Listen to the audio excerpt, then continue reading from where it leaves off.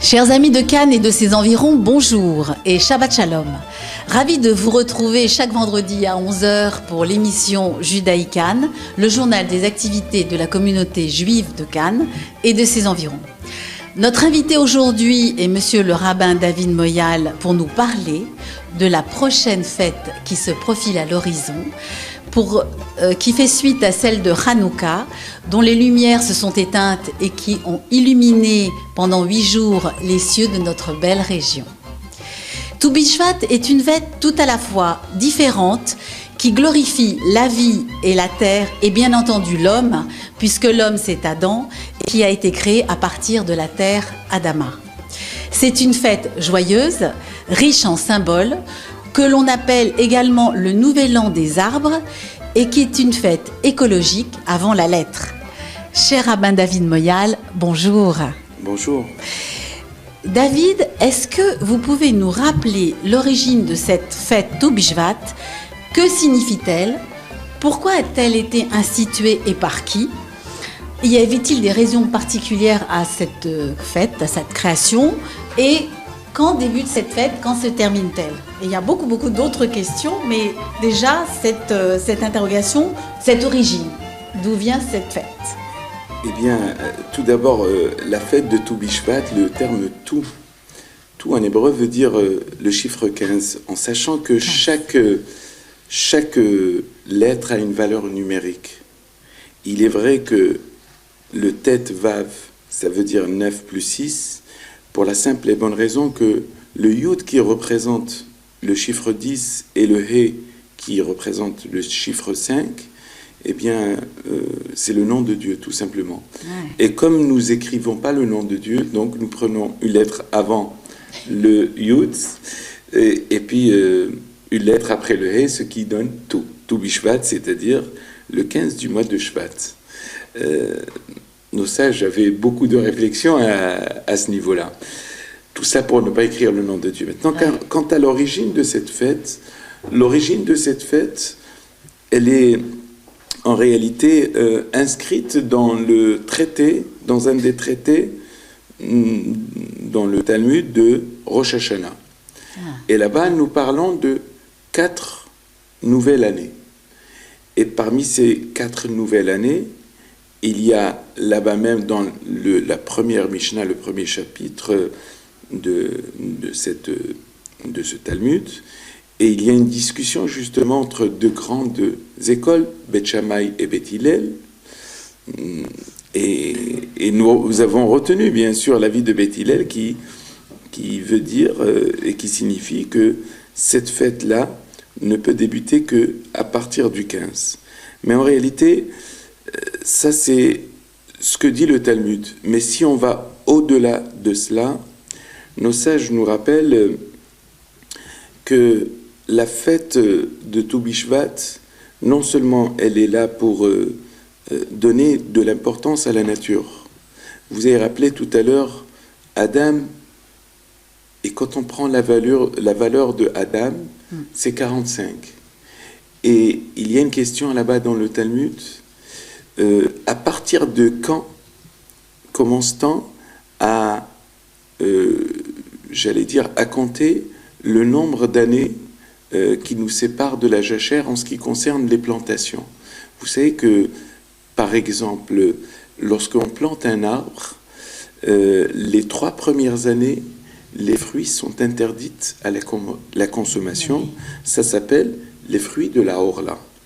Eh bien, pour commencer à comptabiliser cela, eh bien, on ne compte pas des années pleines, mais il suffirait tout simplement de planter cet arbre 15 jours avant Rosh Hashanah, le vrai Rosh Hashanah que nous connaissons, et cela fait une année, ce qui veut dire à partir du 15 Av jusqu'au 1er Tishri, donc la valeur de Adam, parce que l'homme, c'est aussi l'arbre. À partir de cet instant-là, nous avons donc le chiffre 45 qui représente la valeur numérique de Adam. Aleph, c'est 1, Dalet, 4, et le même 40, donc ça fait 45. Et nous avons donc cette valeur qui nous donne le nombre d'années qui va nous séparer ou qui va nous obliger a déclaré, j'allais dire, les fruits de ce qu'on appelle la orla, qui, rappelons-le au passage, qui seront interdits à la consommation pendant les 3 premières années. Et juste un petit parallèle aussi, c'est que quand un enfant naît aussi, les 3 premières années, nous lui coupons pas non plus les cheveux. Donc on va garder les fruits, les premiers fruits qui sont visibles. La beauté d'un garçon se voit à travers ses cheveux, même si parfois c'est difficile pour les parents. Mais enfin, ce fruit-là qui est visible, eh bien, la Torah lui donne aussi une importance. On attend les 3 ans. On attend les 3 ans, tout à fait. Donc, c'est une institution, bien sûr, rabbinique, parce que elle n'est pas régie par des règles comme à Pessah. Oui, on ne la trouvait pas dans la Torah, cette fête. Non, elle n'est pas dans la Torah, comme d'ailleurs la fête de Hanouka, elle n'est pas dans la Torah, même s'il y a une petite allusion, comme celle de Purim n'y est pas non plus. C'est-à-dire qu'il y a... Dieu merci, des fêtes instituées par les rabbins où il nous est permis... C'est une fête justement instituée par les rabbins. Elle est instituée par les rabbins pour donner aussi, j'allais dire, pour donner une place aussi à la nature. Parce que nous sommes nature. Complètement, complètement. Donc l'arbre, comme il est marqué dans le texte là-bas, qui est Adam, car l'homme ressemblerait à Etz Hasadeh, le champ l'arbre qui se trouve dans les champs. Donc nous sommes quelque part comparables à cet arbre de la même manière. Oui, ça c'est en deuxième partie, parce que je voulais revenir justement dans les raisons particulières, la durée de cette fête, les fruits que l'on consomme, les bénédictions également, tout ça, parce qu'il y a des fruits par-ils spécifiques, notamment donc on a parlé de l'arbre, l'olivier, puisque dans cette belle il n'y a pas que l'olivier. Enfin, oui. On a la chance d'avoir des olives, mais faudrait-il aussi rappeler que la Torah nous va louer, c'est-à-dire faire des louanges sur la terre d'Israël à travers des fruits. Oui. Et les premiers explorateurs qui ont été envoyés par Moïse sont revenus avec des fruits. Et donc il y a une différence très particulière entre les fruits qu'on appelle les fruits d'Israël et les fruits qui ne sont pas d'Israël. Alors, j'entends par là les fruits d'Israël. Les fruits d'Israël, ce sont les fruits par lesquels la terre d'Israël a été louée. C'est-à-dire, on peut avoir des oranges d'Israël ou des oranges de France, il n'y a pas d'importance. Quand je parle des fruits d'Israël, c'est-à-dire il y a 7 fruits. Et la Torah les met dans un ordre assez, j'allais dire, assez strict. L'ordre est le suivant, tout simplement: le blé, l'orge, l'olive, la date, le raisin, la figue et la grenade. Et d'ailleurs, chez nos frères Ashkénazes, quand quelqu'un devait se marier, et pour essayer j'allais dire, un petit peu de connaître la connaissance du futur fiancé qui allait venir prendre la fille d'un tel ou autre, oui. Eh bien, on lui présentait justement j'allais dire, un plateau de fruits, et à travers, j'allais dire, l'ordre de ces fruits, on savait exactement s'il était connaisseur de la Torah ou pas. Donc, vous voyez, quand on parle des fruits d'Israël, ce sont ces 7 fruits que nous venons de citer. Et d'ailleurs, ils ont toujours préséance, c'est-à-dire qu'il y a ils sont toujours premiers avant les autres. Lorsqu'ils se trouvent dans un plateau, nous avons l'olive ou par exemple une orange, eh bien on fera d'abord la prière sur l'olive parce que c'est un fruit par lequel la terre d'Israël a été louée. Donc et ensuite nous avons un livre qui est super d'ailleurs, un livre magnifique.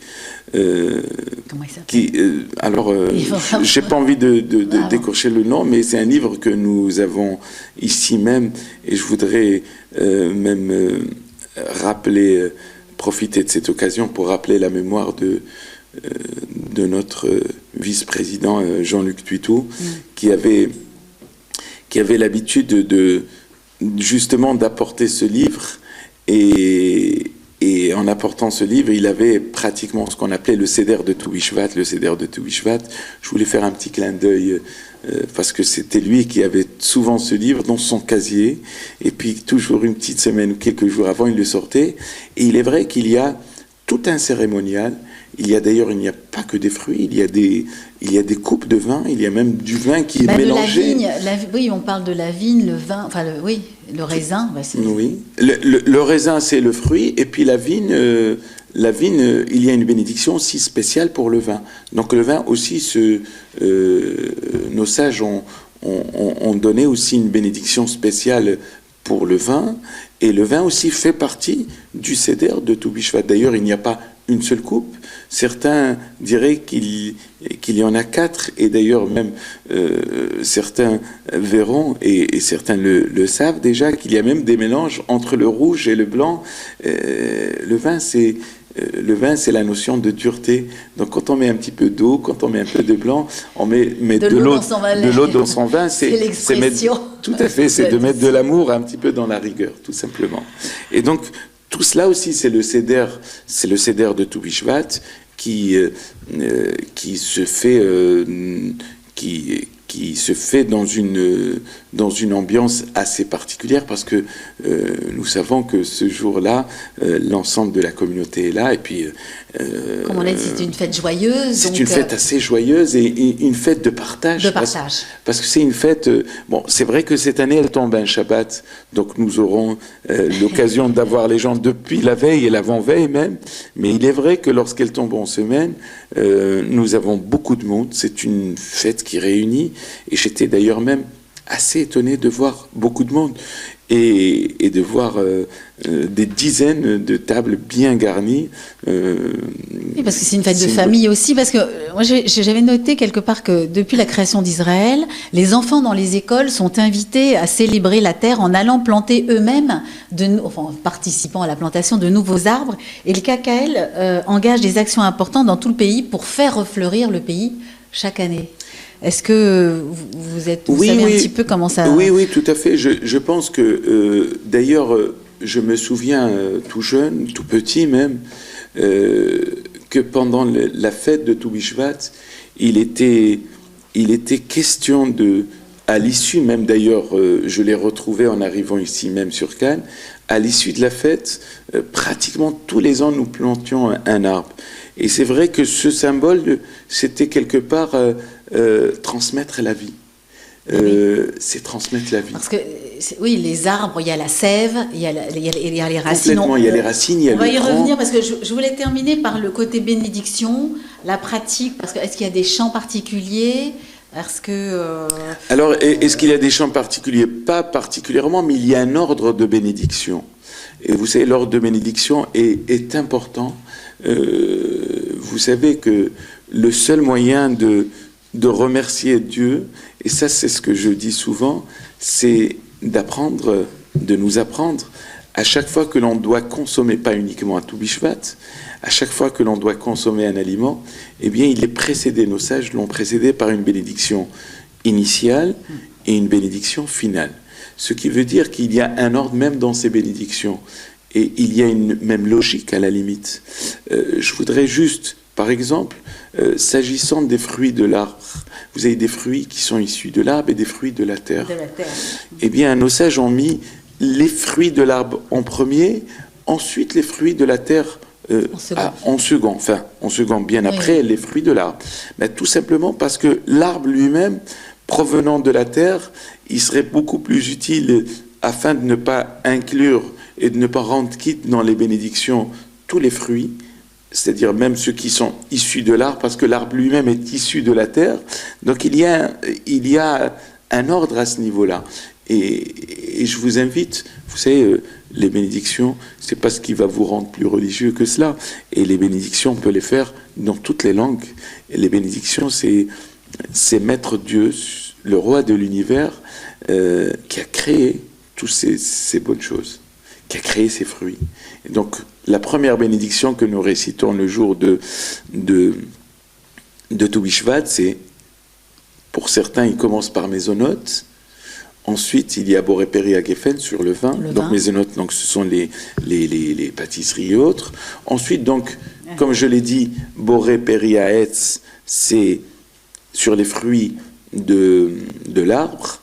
Et nous, en choisissant toujours les fruits par lesquels la terre d'Israël a été louée, ensuite les fruits de la terre, et nous terminons avec des chants dans la communauté, ensemble, avec de la joie, et il y a un partage qui se fait, parce que la plupart des gens partent d'ailleurs avec toujours un petit paquet. Il y a tellement de fruits qui sont offerts que ça nous fait énormément plaisir de le partager avec l'ensemble de la communauté.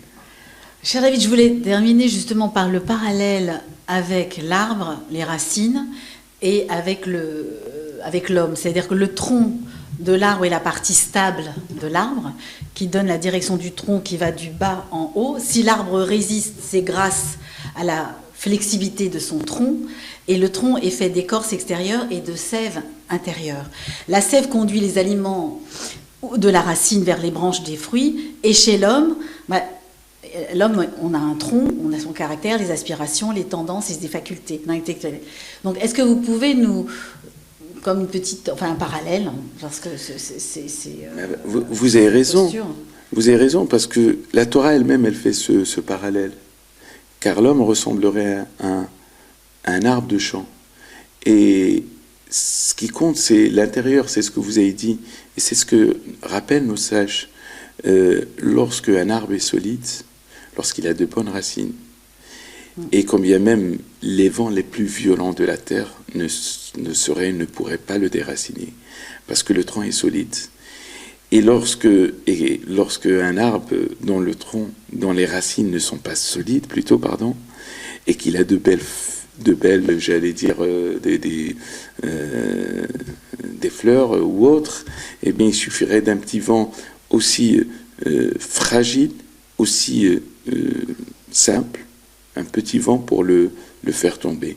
Ça, c'est ce que nous essayons, nous aussi, à travers l'arbre qui représente l'enfant lorsqu'il a une éducation solide. Eh bien, lorsque cette éducation-là, elle est non seulement solide, lorsqu'elle dépend aussi d'une transmission, et que celle-ci est solide, eh bien, elle résistera avec le temps. Je dirais l'éducation, mais avec amour, parce que c'est l'amour qui va porter la personne et qui va la rendre justement plus stable. Bien sûr, l'éducation, c'est forcément toujours dans l'amour et dans le respect de l'autre, surtout. Écoutez, sur cette belle parole, nous vous invitons, chers amis, à fêter Tou Bishvat. Je crois que c'est le samedi 11 février, avec toute la communauté, à venir goûter et déguster tous les fruits d'Israël, les vins, et chanter le renouveau de la nature et de la vie, parce que c'est comme ça. Les chaim, c'est la vie, c'est l'espoir, et tant que la vie, il y a l'espoir. Si Dieu veut, nous vous entendons plus que nombreux, parce que ce Shabbat-là, nous essaierons de faire, et nous ferons d'ailleurs l'office un peu plus tôt que d'habitude, l'office de l'après-midi. Et je sais que je compte sur chacun d'entre vous pour être non seulement là le vendredi la veille au soir, mais on peut aussi le faire à la maison, parce qu'on le fait à la synagogue, parce qu'il faille c'est plus facile, mais on a aussi cette obligation de le faire à la maison, et nous avons cette année une chance plus que particulière. Cela tombe un Shabbat, on peut aussi le faire une fois à la maison, et le répéter le lendemain. Le à Shabbat, à la communauté, à la CI de Cannes. Donc pour tout renseignement, le 04 93 38 16 54. Vous pouvez retrouver votre émission Judaïkan en vidéo sur le Facebook et sur la chaîne YouTube Judaïkan. Encore merci, cher David, et je vous dis le mois prochain, parce que je sais que vous allez partir aussi en Israël, et comme ça vous nous raconterez un petit peu ce que vous avez fait là-bas, et nous parler d'un prochain cours de pensée juive, et puis des nouvelles fêtes qui vont se profiler également. Voilà, Shabbat Shalom, portez-vous bien. Shabbat Shalom. Merci David, à bientôt. Merci.